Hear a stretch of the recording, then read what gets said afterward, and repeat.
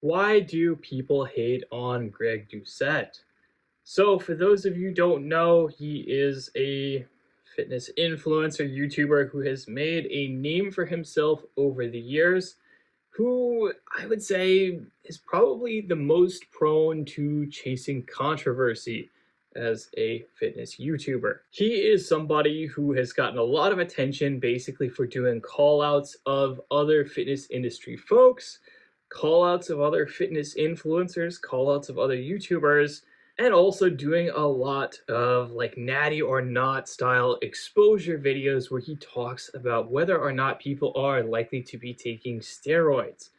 And recently, it's sort of come up again that, basically he is a figure that courts a lot of controversy because Mike Israetel decided to call him out on a podcast, and then he decided to do a response video to it, and a bunch of other people also just sort of joined in the general situation. So the first things that I want to get out of the way are that I've really made a stance in the past about natty or not videos, which is that I think they are maybe not the most pointless kind of content that exists, but they are very often based in very little real actual evidence.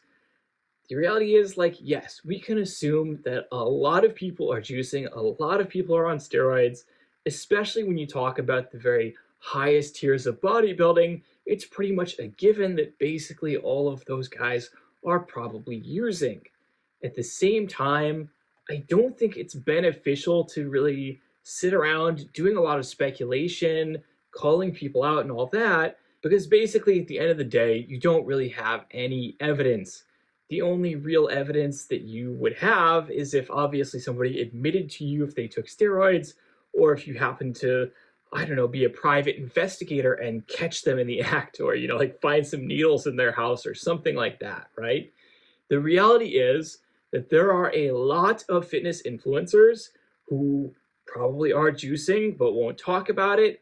And there are a lot who probably are not juicing and they get a lot of non-natty accusations just because they happen to have good genetics and good training and, as a result, a really decent physique or level of strength. So I think that the problem is that, like, you could assume that everyone is using steroids. You could assume that everyone's not using steroids.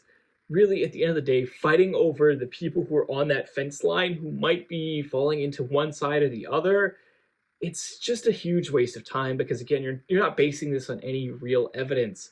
I think that there is some value to bringing up the concept of, bringing this into the public eye, talking about this honestly, talking about the fact that a lot of people are using, and steroids do have obvious health drawbacks.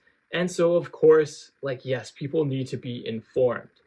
At the same time, I don't think that driving specific accusations against specific creators all the time is necessarily going to be a fruitful use of anybody's time. And in particular, it is something that does get a lot of attention because you're calling other people out. Now, the next thing that I want to talk about is the fact that when you are somebody who is online, you can always get more attention by piggybacking off of somebody else who has a bigger following than you. This is a pretty tried and true rule of the internet. When you are a nobody, you can make videos about all kinds of stuff and people won't pay attention to you. But if you make videos calling out other people who are, bigger than you, then there's this huge power differential, right? Where basically you might end up having some of their audience coming to you to see the criticism that you've made, and because they have a much bigger audience than you, like maybe some of those people like agree with your criticism and they follow you, or maybe someone, just thinks that you have a pretty good take and they follow you, even though they generally still like this person that you're criticizing, whatever. The point is that there is a huge amount of upside for smaller creators to engage with larger creators in some way because they can get a pretty big boost to their following off of it. And of course, there are multiple ways that you could do something like this. You could do collaborations, right? You could reach out to somebody and be like, hey, I want to have you on my podcast. You could reach out to somebody and be like, hey, could we do some kind of collaborative thing where the two of us are both in a video together? Of course, this could also be stuff that you do without that other person's involvement. So that could be criticisms, that could be call outs, that could be reaction content, that sort of thing. And of course, this could be things like other creators, other content creators, other YouTubers, other influencers. This could also be public figures. This could be, actors, celebrities, politicians, whatever. When you talk about other people that people care about, obviously this could have a pretty big influence on your ability to reach other people with your own channel. And I'm not going to lie, of course, I have done this quite a bit on my own channel as well. I do a lot of videos talking about celebrities, critiquing other people's fitness approaches, critiquing other stuff that I've seen, reacting to stuff, simply because this is a good way to grow my channel. At the same time, it is often a very different thing when you are talking call-outs, right? In particular, there's a somewhat fine line between criticisms and call-outs, right? You could make a video where you say, hey, I like these things about this person, I dislike these things about this person, here's issues that I have, here's things that I think are good, etc. That's generally a pretty fair assessment, right? You could also be somebody who just comes in with a call-out, right? Oh, this person sucks, they're bad for X, Y, and Z, we're not going to talk about any of the good things that they have, whatever. And ultimately, the reality is that part of the issue here is that Greg Doucette generally falls into that latter category. He mostly does a lot of criticisms where he is very harsh. He calls people out. I've not really watched a lot of his content, I'll be quite honest, because it's not really my cup of tea, but I've watched a few videos here and there, and sometimes I find his criticisms very uncharitable.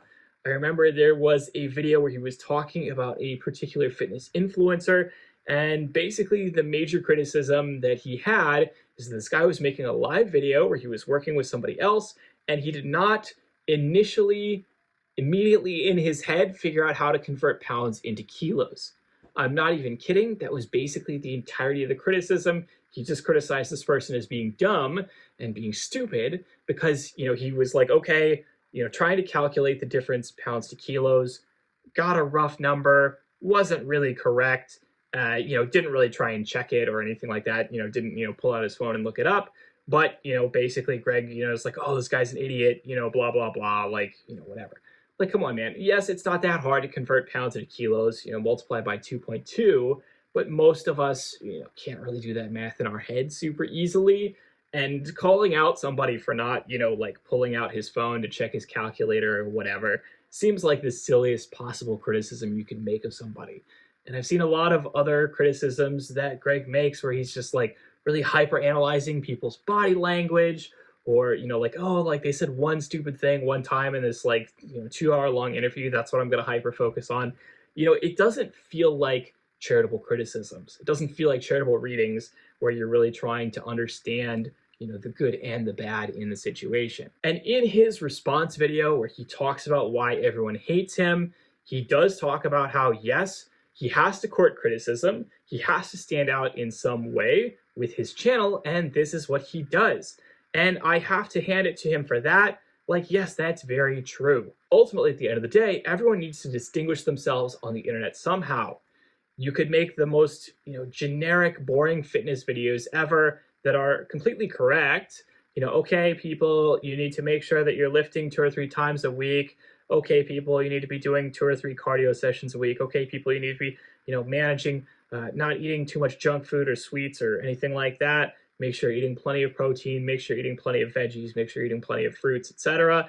And of course, follow a solid program, maybe get a coach, maybe get some kind of community support to keep you on track whenever you have questions and issues, etc. And then, do that for 5 or 10 years and you'll be in pretty great shape, and maybe manipulate your calories a little bit here and there if you want to bulk up or cut down or, what have you. That right there, that little summary that I've made is like 90% of fitness content out there. That's like 90% of the information that you need. And if I could, just sit here and make videos saying that over and over again for the rest of my life, I can promise you nobody's going to watch these videos. Nobody cares. The reality is that in order to stand out in any kind of market, in any kind of online social media presence, you need to be doing something that is different, that not everybody else is doing, and that, of course, is useful or interesting to people in some way. And that's what Greg Doucette is doing in his own way. Obviously, there is a niche where he can get a lot of attention, a lot of followers, again, calling people out, making a lot of criticisms to other people in the fitness industry, doing these natty or not videos. Obviously, there is a demand, and he is filling that demand.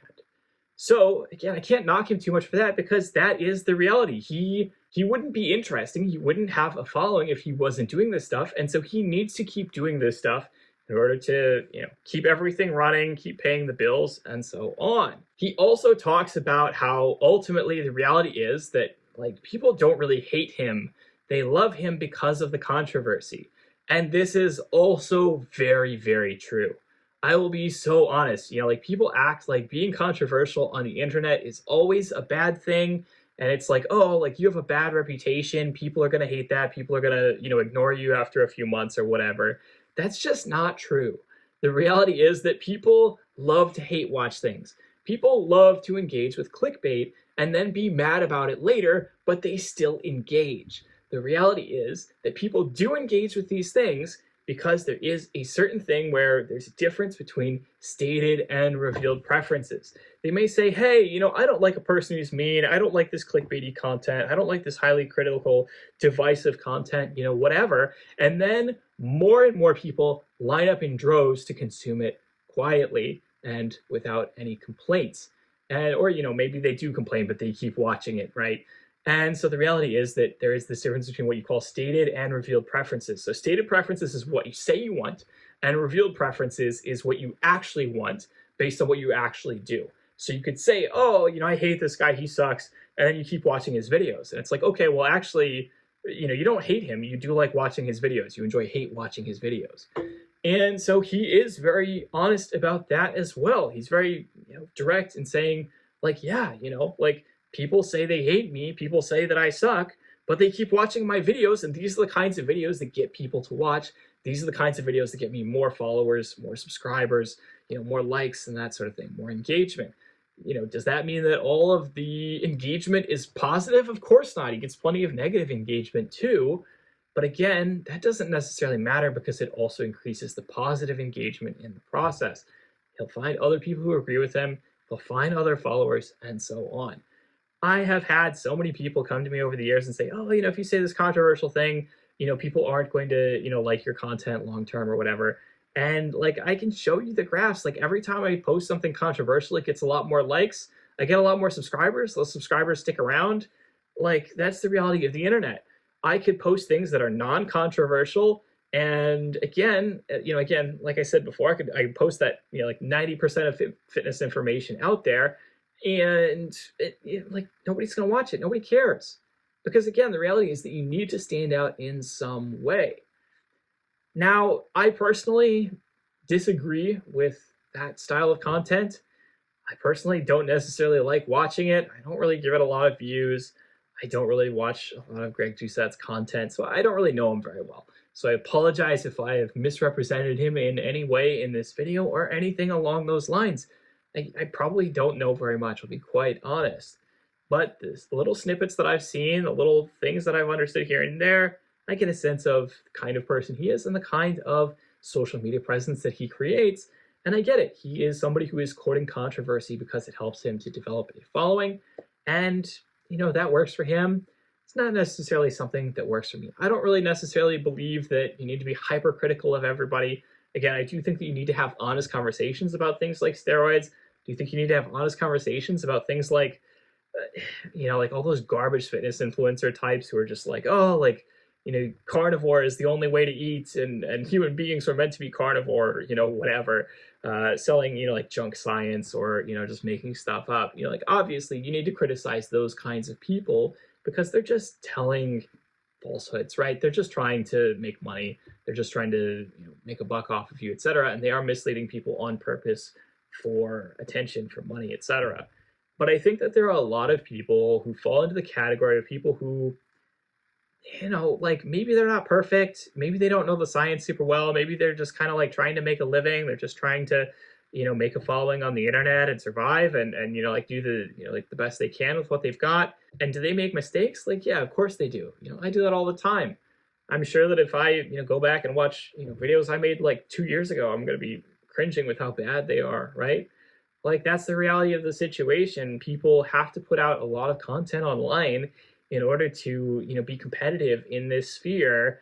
and it can't help you good stuff, right? Especially if you have to make a lot of it, especially if your business model relies on putting out a lot of content rather quickly. And it is what it is. So, is this a call out of Greg Doucette? I mean, not really. I guess it's just a analysis of a trend, right? It's just an analysis of a kind of reality on the internet, which is that, like, controversy gets clicks, controversy gets attention, like controversy makes the world go round in a lot of ways. And as much as people hate it or say they hate it, that's not always actually the case. So that is all for today's video. I hope you have enjoyed it. As always, don't hesitate to like, comment, subscribe, smash that notification bell. Let me know what you'd like to see in future videos. I will talk to you all next week. Have a good one.